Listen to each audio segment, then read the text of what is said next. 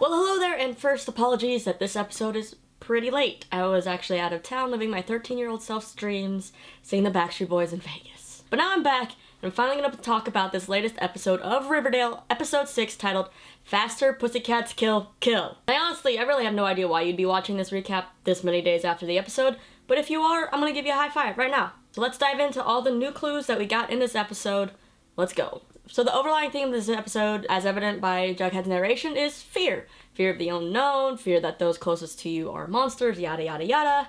Everybody in this town seems to be a monster. But basically what we learn is that all the parents are just as fucked up as the kids, and now we understand where the kids are getting it from, right? I'm also a little upset that we don't get any of the Blossoms, including Cheryl, in this episode, especially after last week's eye-opening episode. But hopefully, they're back in the next one. So much of this episode deals with Archie's Troy Bolton dreams to become a real musician. Now, as you know in the comics, Archie is a musician, but I just really am not sold on this storyline. Nevertheless, let's just run through it. So it's that time again in the town, time for the annual Riverdale Variety Show, the 75th annual one to be exact, and Archie is getting ready to kind of audition for the show and is looking for his guitar strap in his room.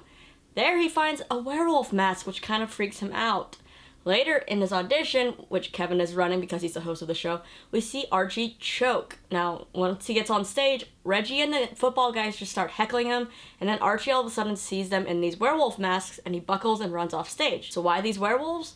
Well, it's actually a thing from the comics. In fact, in some of the cartoons, in one, Archie turned into a werewolf. In the show Archie's Weird Mysteries, Reggie pulls a ton of werewolf pranks on Archie, and there's also a werewolf in town, and most recently in the comics, Jughead has been made a werewolf. So most likely the showrunner did this as a tribute to those, as he previously did in making like Jason a zombie in a previous episode in a dream. Moving on, Archie confides in Val, one of Josie's pussycats, about his stage fright, and he says maybe he just is missing a team or a partner up on stage because he has no problem when he plays football in front of everyone. He then asks her, hey, will you sing with me on stage? But of course she says she can't because she's in Josie and the Pussycats and they're headlining the variety show. Of course, since Archie choked in his audition, he doesn't end up making the cut for the talent show, but Veronica shows up and saves the day. She's in fact convinced Kevin to let Archie in because Kevin has heard Archie sing before, and of course Kevin has this quick little comeback for it. Even though it compromises my artistic integrity? Cutting to the chase, you have a slut if you want it.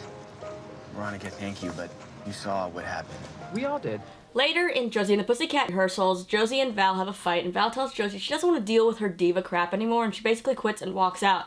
And I don't think Josie actually thought Val had the guts to leave because she looked pretty shocked once Val walked out the door. Now when Josie goes home and tells her mom, who's of course the mayor, that Val quit, we start to learn why Josie's kind of so controlling about this group. Josie tells her mom that Val is irreplaceable because she writes all their songs. But the mayor says that no, Val's not the irreplaceable one, Josie, you are, and that you need to find a new voice because her dad, Miles, is giving up Jazz Fest to come to this variety show.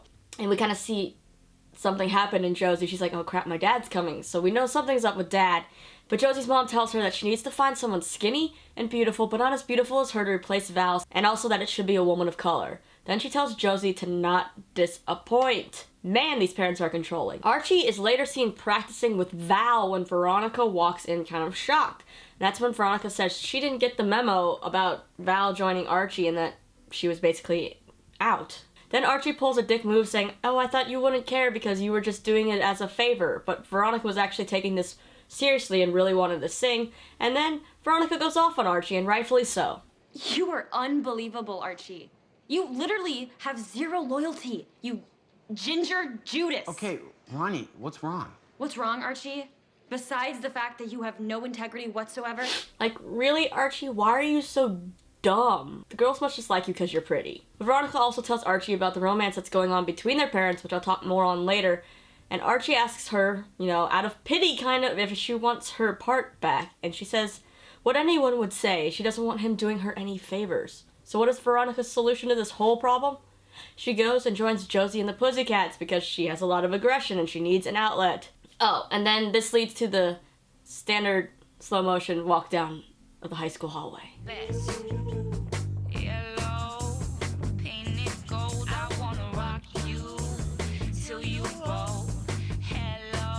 Right before the talent show starts, Archie tells Val that she really should go back and perform with the Pussycats because he doesn't want to be the guy that broke them up. Well, you should have kind of thought of this before, Archie. But then Val says, I don't really want to go back because I didn't have a voice with them when it comes to singing leads and making decisions.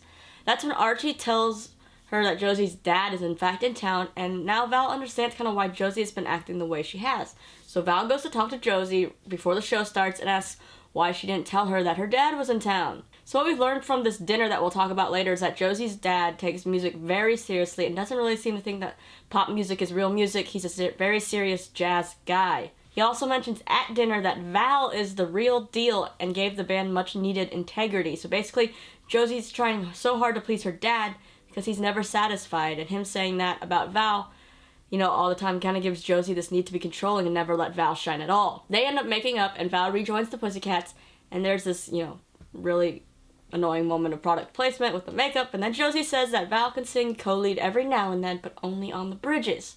Baby steps, I guess. So Josie and the Pussycats then perform their Donna's Summer cover at the show, and Papa Pussycat is not impressed at all and rudely kind of gets up before the whole performance is over, and it's kind of heartbreaking to watch Josie's whole face change while she's performing.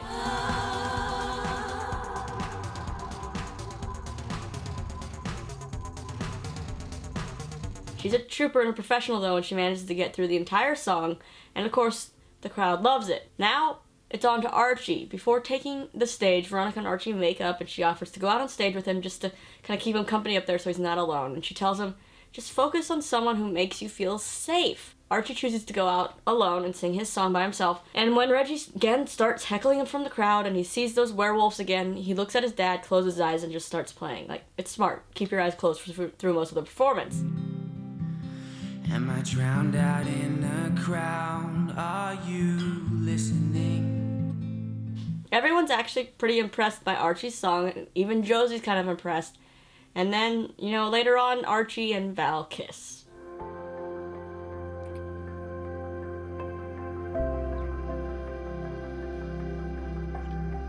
Alright, so this boy, he really needs to make up his mind on what he wants. He just seems so clueless about all of this, and anybody that's gonna boost his ego or whatever, I think he likes. Is that just me thinking that?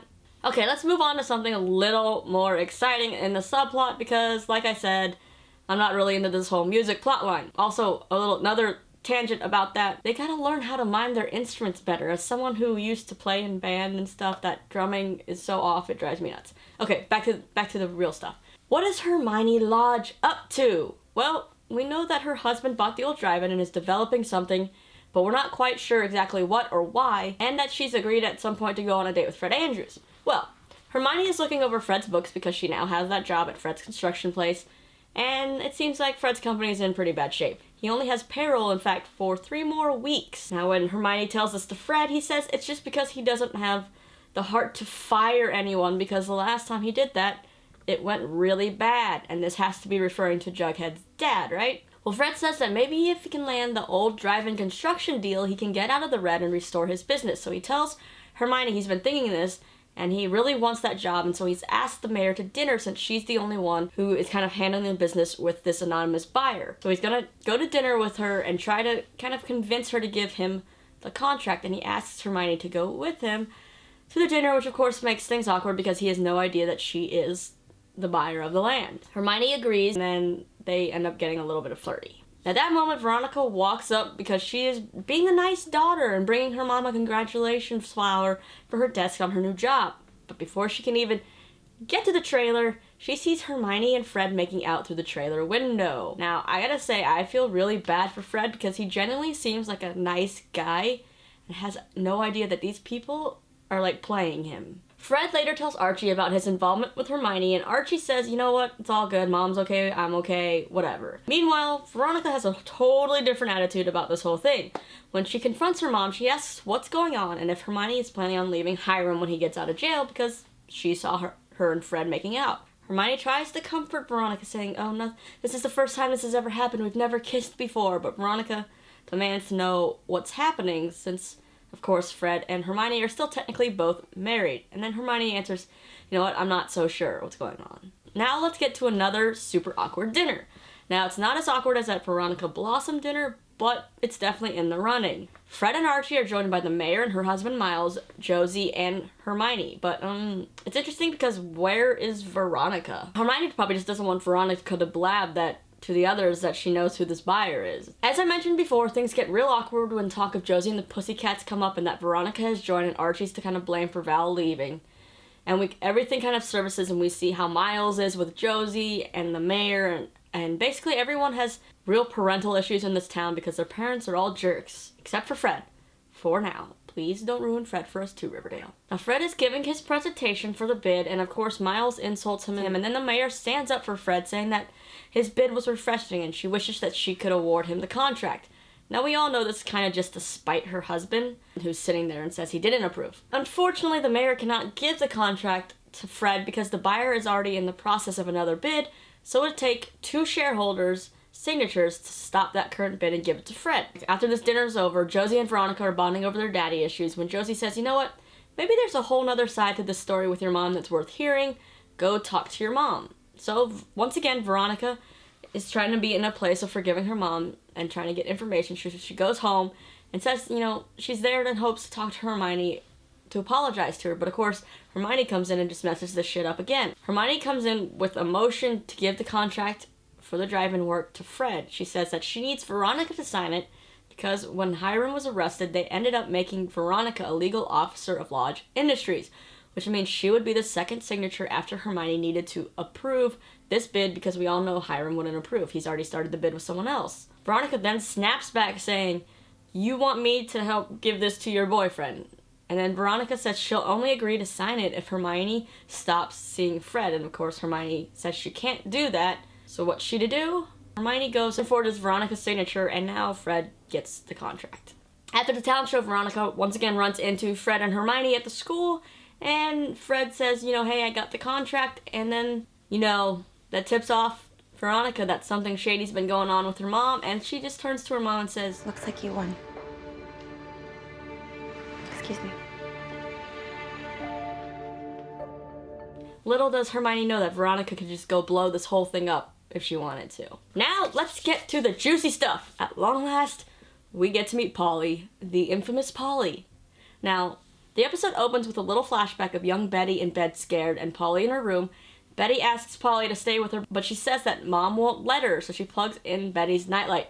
So even back then, Mrs. Cooper seemed to be a bitch and didn't want these two to be that close to each other. And now, after some awkward dinners, cue the first awkward breakfast of the show. Betty has invited Jughead over for breakfast, and there's a moment when Alice is kind of sitting there stirring her tea, and all of a sudden I got flashbacks to seeing the movie Get Out, because honestly, tea stirring in a teacup now creeps me out. And if you've seen Get Out, you know what I'm talking about. So Alice is, you know, rude as expected at this breakfast, telling Jughead thanks for Betty's obsession with Jason's death. Then Jughead's like, hey, you know what? I gotta go to the bathroom. Can you show me where the bathroom is? So Betty gets up and offers to show him the bathroom. But before she can do that, Alice insists, I will show him.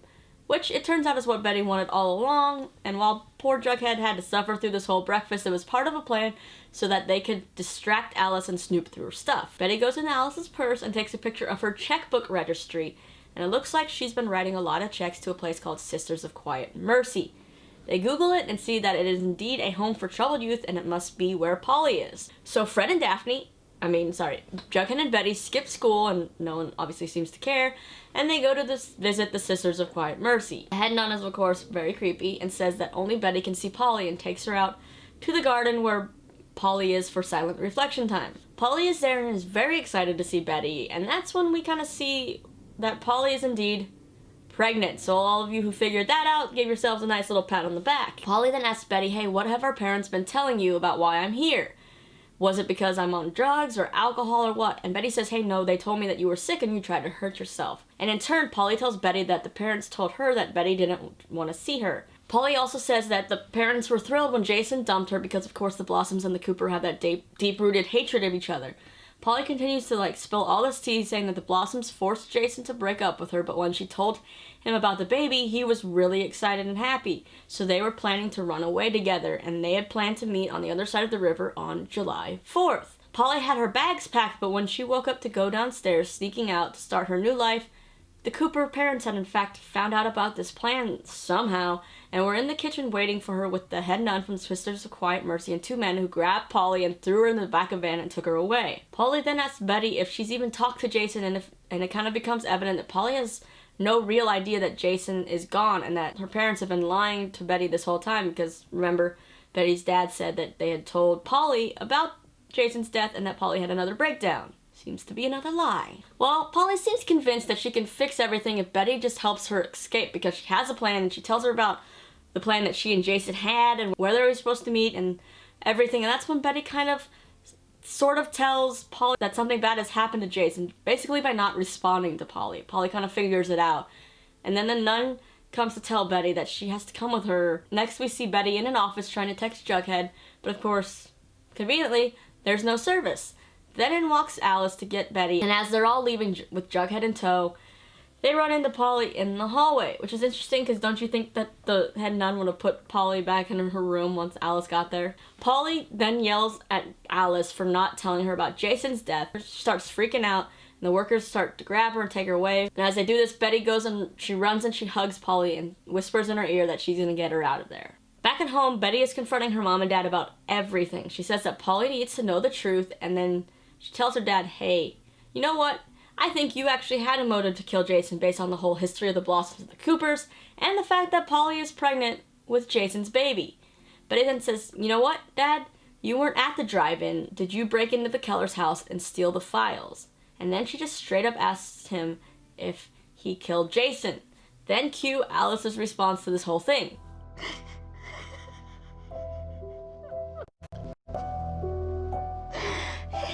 Him?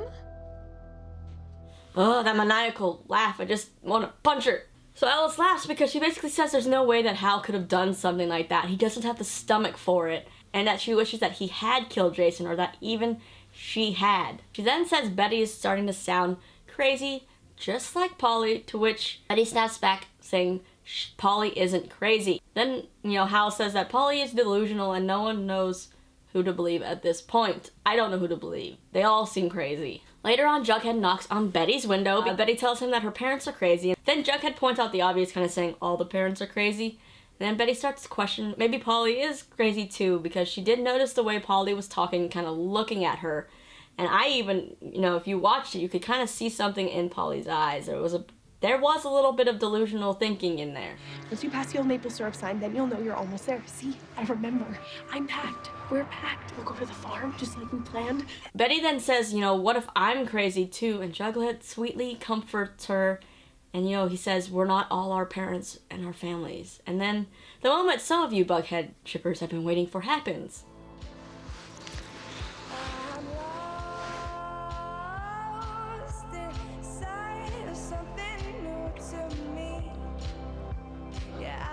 That's all cute, but then all of a sudden they hear a car door closing or something, and Betty immediately ruins the entire moment because it kind of triggers her into remembering something Polly said to her.